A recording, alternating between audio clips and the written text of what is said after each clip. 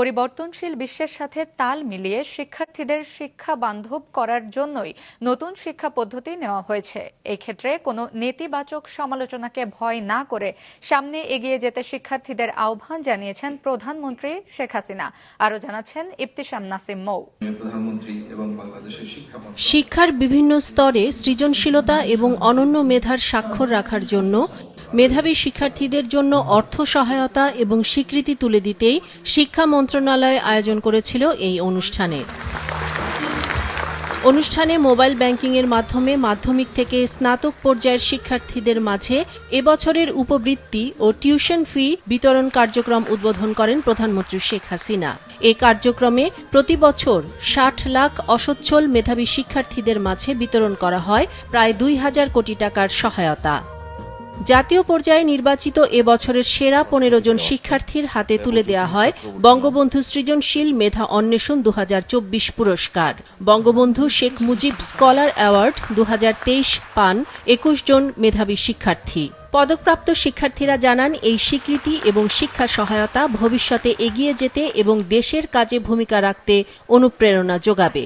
আপনার শিক্ষা সহায়তার জাদুর পরশে আমার মতো লাখো মালিহা আজ স্কুল, কলেজ, মাদ্রাসায় পড়ে উচ্চ শিক্ষার স্বপ্ন দেখছে। আপনি আমাদেরকে আরো দূরে যাওয়ার অনুপ্রেরণা দিতে তুলে দিয়েছেন স্বীকৃতি সনদ। কথা দিচ্ছি, এ সম্মানের উপযুক্ত প্রতিদান দেবার সর্বোচ্চ চেষ্টা করব। আমাদের তরুণ প্রজন্মের পক্ষ থেকে এই বলে প্রতিজ্ঞাবদ্ধ হলাম যে আমরা নিজেদের বাঙালি জাতির পিতার সার্থক সন্তান হিসেবে গড়ে তুলব। ভবিষ্যতের জন্য মেধাবীদের প্রস্তুত করাই সরকারের লক্ষ্য উল্লেখ করেন প্রধানমন্ত্রী। আমাদের ছেলে মেয়েদের মাঝে যে মেধা রয়েছে, এতক্ষণ যাদের বক্তব্য শুনলাম, আমি সত্যি মুগ্ধ হয়ে গেছি।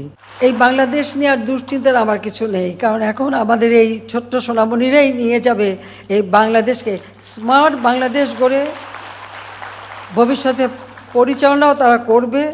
এবং যে শিল্প খাতে যে পরিবর্তনটা এসে যাচ্ছে, চতুর্থ শিল্প বিপ্লব, তার উপযুক্ত দক্ষ কারিগর অর্থাৎ স্মার্ট সিটিজেন হিসেবে গড়ে উঠবে আমাদের এই আজকের ছেলেমেয়েরা, এটাই আমি বিশ্বাস করি। বলেন, শিক্ষা ব্যবস্থাকে এমন করা হবে যাতে আগ্রহ নিয়ে শিক্ষার্থীরা পড়ালেখা করে। এমনভাবে শিক্ষার ব্যবস্থাটা করা যে আগ্রহ নিয়েই ছেলেমেয়েরা পড়বে, পরপর করতে হবে না বা ধরে পিটাতেও হবে না, নিজেরাই পড়বে, নিজেদের মধ্যেই সেই আকাঙ্ক্ষাটা থাকবে। আমরা সেই সিস্টেমটাই তৈরি করতে চাই। জানি অনেক সময় একটা পরিবর্তন আসলে অনেকেই নানা ধরনের কথা বলে, কেউ একটু সমালোচনা করলেই অমনি সেটার জন্য ভীত হয়ে যেতে হবে, আমি এটা বিশ্বাস করি না। আত্মমর্যাদাবোধ, আত্মবিশ্বাস, এটাই মানুষকে শক্তি দেয়। কাজে আমি আমাদের শিক্ষার্থী যারা তাদেরকে এটাই বলবো যে সবসময় এই চিন্তাটাই করতে হবে। বাধা অতিক্রম করে স্মার্ট বাংলাদেশ এই নতুন প্রজন্মই এগিয়ে নেবে, এই আশাবাদ জানান প্রধানমন্ত্রী শেখ হাসিনা। ইবতিসাম নাসিম মৌ, মাছরাঙা সংবাদ, ঢাকা।